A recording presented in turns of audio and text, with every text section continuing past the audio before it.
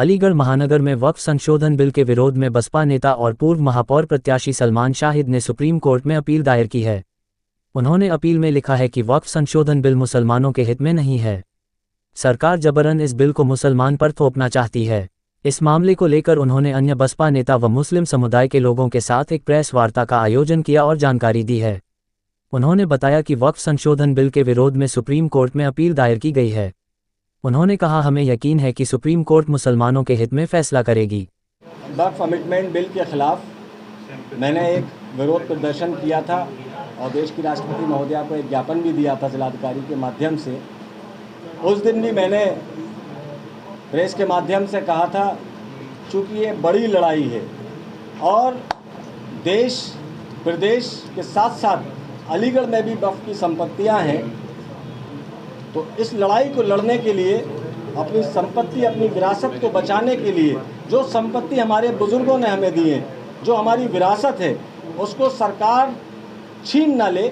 हम supreme court गए, वहाँ हमने याचिका दायर की है और जिस पर सुनवाई भी जल्द होगी। लिस्टिंग चल रही है और माननीय सर्वोच्च न्यायालय से उम्मीद है कि हमें न्याय मिलेगा और ये कानून रद्द होगा, जो कि मुस्लिम समाज के खिलाफ है। जो रिट आपने डाली है वो जो बीएसपी की तरफ से डाली गई है या आपने स्वयं सलमान शाहिद की हैसियत से? मैंने स्वयं सलमान शाहिद की हैसियत से डाली है, चूँकि मैं बहुजन समाज पार्टी से महापौर प्रत्याशी रहा हूँ और बहुजन समाज पार्टी में सक्रिय भी हूँ। और बहन कुमारी मायावती जी का भी स्पष्ट कहना है कि हम और हमारी पार्टी वक्फ बिल अमेंडमेंट के ख़िलाफ़ है। और चूँकि मैं दल से जुड़ा हूँ और दल के लोग भी यहाँ मौजूद हैं, लेकिन मैंने ये writ as a Salman Shahid डाली है और पार्टी का मुझको पूर्ण समर्थन है। अच्छा, भारतीय जनता पार्टी लगातार करेगी, इससे गरीब मुसलमानों को, तमाम नेताओं को, तमाम लोगों को फ़ायदा होगा। ये जो है ज़मीन किसी की छीनी नहीं जा रही, लेकिन क्यों इसको ये गुमराह किया जा रहा है? सरकार का साफ मंशा है, जिन आर्टिकल्स का उल्लंघन किया है उसमें सरकार ज़मीन को छीनने का काम कर रही है। अगर गरीब मुसलमानों को लाभ देना था, गरीब मुसलमानों को मदद पहुँचानी थी, तो अगर वक्फ संपत्तियों के मामले में ही मदद पहुंचानी थी, तो किसी संपत्ति को अगर खुर्द बुर्द किसी मुतवल्ली ने किया है तो कानून ऐसा बनाना था जिससे मुतवल्ली हटता। आप कानून ऐसा कैसे बना सकते हैं? मुतवल्ली तो छोड़िए, आप ज़मीन को ही छीनना चाहते हैं।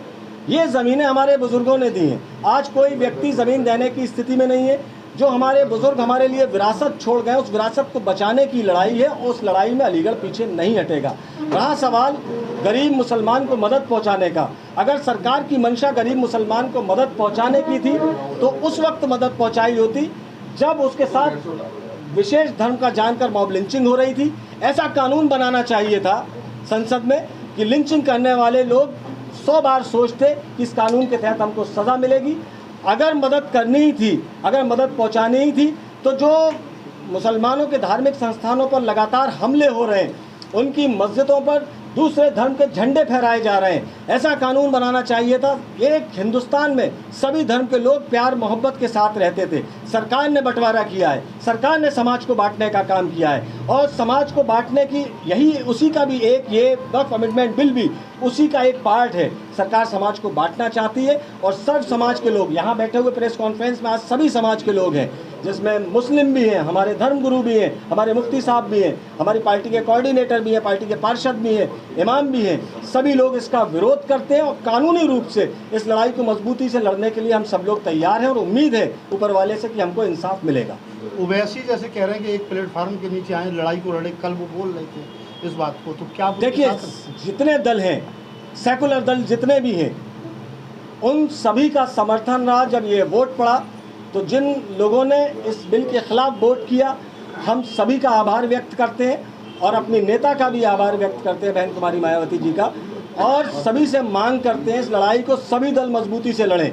और जब सब दल मजबूती से मिलकर लड़ेंगे तो उम्मीद है कि हम लोगों को इंसाफ मिलेगा। गोश्त का कारोबार करते थे, खानदानी पेशा मुसलमानों का था ना, और खटी को रखा था। आप उनको सुअर काटने की आज भी इजाज़त दी हो गए, सिर्फ मुसलमानों को छीना गया है। वो बेचारे गरीब एक जानवर पे 5 लोग कम से कम क्या कहते हैं रोजगार पाते थे।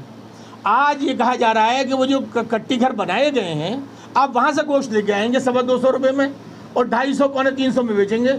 50% तो सूदी उसकी सूख चली जाती है।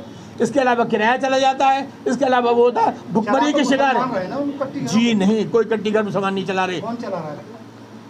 सब्बरवाल साहब चला रहे हैं, जैन ग्रुप चला रहा है, और अग्रवाल साहब चला रहे हैं, सैकड़ों लोग चला रहे हैं। उनके सैकड़ों के नाम मौजूद हैं। आप किसी दिन इसमें पुलिस कर लीजिए, मैं आपको पूरी डिटेल बता दूंगा। अलीगढ़ में 7 कट्टी घर। अरे आप दो एक कट्टी घर अगर आप मुसलमानों के पास है तो उसका ये मतलब नहीं है कि गरीब मुसलमानों के पेट में कोई बड़ा मुसलमान लात मारेगा तो वो सही हो जाएगा। अगर कोई धन्ना सेठ मुसलमानों के पेट पर लात मारने लगे, उनको दूसरों को देखा देखी, आप तो ये कह रहे हैं कि चोरी करना तो बुरा था, डकैती करना जायज़ है। सरकार डकैती कर रही है, डकैती करने को कानूनी हक बता रही है सरकार। इसमें अपने आरएसएस का नाम, ये सारे आरएसएस के लोग हैं, आपको पता नहीं है? सब जिनके मैंने नाम लिए कट्टी घर वालों के। कौन है बताइए? जैन ग्रुप अल कबीर आरएसएस से ताल्लुक है, उनको सबसे बड़ा चंदा देने वालों में से। आप जरा इलेक्ट्रॉनिक बॉन्ड से निकलवाइए, आपका इलेक्ट्रॉनिक बॉन्ड जो है लाइए, आपको ऐसा लिस्ट लाइए, मैं दिखाता हूँ आपको। मुस्लिम समाज की गुद्दी में पैर पे रखता है। यहाँ वो कर रहा है, आपका कट्टी घर चला रहा है, उसे कहते 20 लाख नहीं देगा साले तो तेरा ये कर दूंगा, 20 लाख ले लो।